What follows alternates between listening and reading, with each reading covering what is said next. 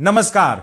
आज एक ऐसी खबर लेकर आया हूं जो आपके पैरों के नीचे से जमीन खिसका देगी।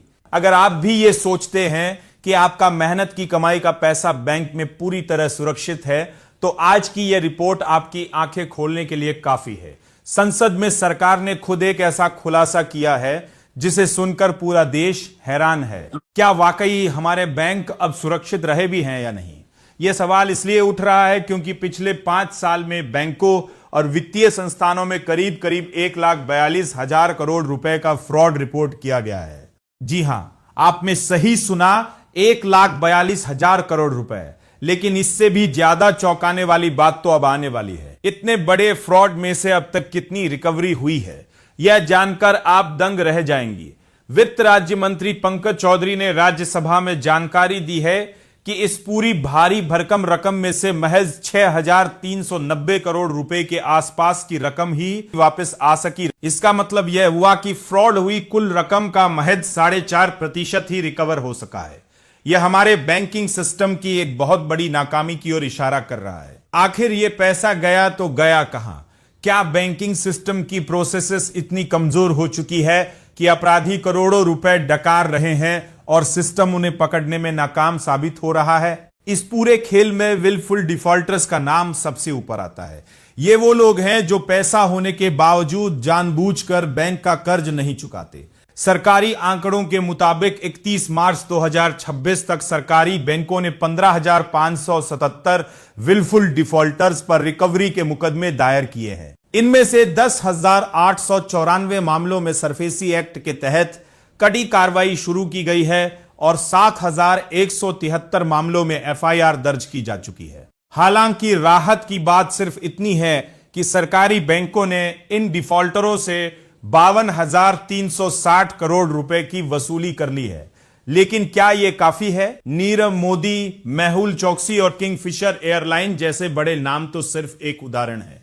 ऐसे न जाने कितने और हैं जो फर्जी पेपर देकर या लोन का पैसा कहीं और घुमाकर देश को चूना लगा रहे हैं। अब बात करते हैं आपकी और हमारी यानी आम जनता की।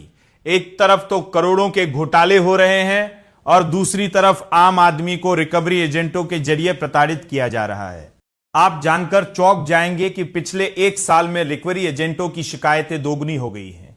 रिजर्व बैंक ऑफ इंडिया की तमाम सख्ती के बावजूद जमीनी हकीकत कुछ और ही बयां कर रही है। फाइनेंशियल ईयर 2025 में रिकवरी एजेंटों की मनमानी की 8,623 शिकायतें मिली थी, जो फाइनेंशियल ईयर 2026 में बढ़कर 18,000 को भी पार कर चुकी है।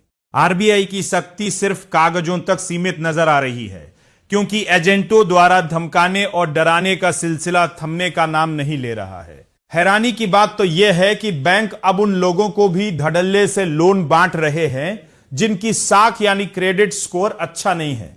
रिपोर्ट बताती है कि 44% लोन सब प्राइम यानी कम क्रेडिट स्कोर वाले लोगों को दिए जा रहे हैं।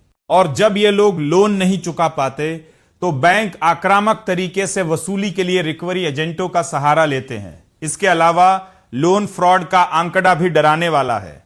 फाइनेंशियल ईयर 2024-25 में लोन फ्रॉड की राशि लगभग 33,148 करोड़ रुपए रही, जो कुल फ्रॉड का 92% थी। वहीं दूसरी तरफ आम लोगों के साथ यूपीआई कार्ड और ऑनलाइन बैंकिंग के जरिए होने वाले फ्रॉड भी बढ़ रहे हैं, जिनका आंकड़ा इसी अवधि में 520 करोड़ रुपए तक पहुंच गया है। आजकल ठगों ने नए नए तरीके निकाल लिए हैं।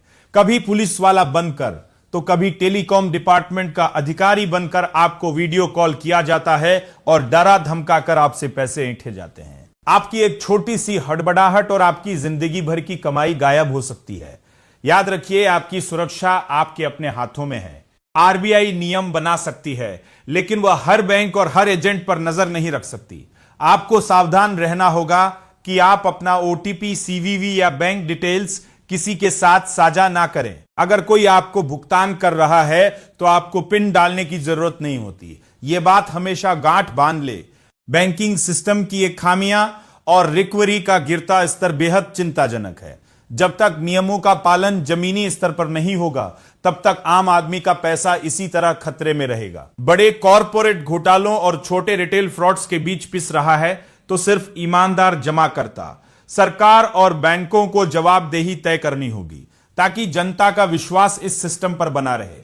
आज की इस विशेष रिपोर्ट में बस इतना ही। अगर आपको यह जानकारी महत्वपूर्ण लगी हो और आप चाहते हैं कि आपके दोस्त और परिवार वाले भी इस खतरे से सावधान रहें, तो इस वीडियो को ज्यादा से ज्यादा शेयर करें। अपनी राय हमें कमेंट बॉक्स में लिखकर जरूर बताएं।